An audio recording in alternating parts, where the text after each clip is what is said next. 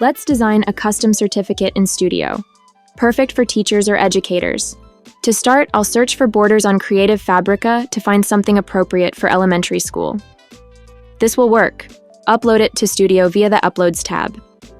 Then add it to the canvas and adjust the sizing of the canvas to suit. Next, let's add some text. For the headline, I'll use a script font and add an arc transformation to give it a nice official feeling. You could also add a slightly textured background for a bit more detail. Reduce the transparency slightly to blend it with the background a bit and to make the border more prominent. Lastly, add in the text information of the certificate, using a font that contrasts the headline.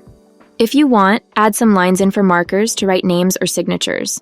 Make sure to like and follow for more quick tips. Studio, go beyond ordinary.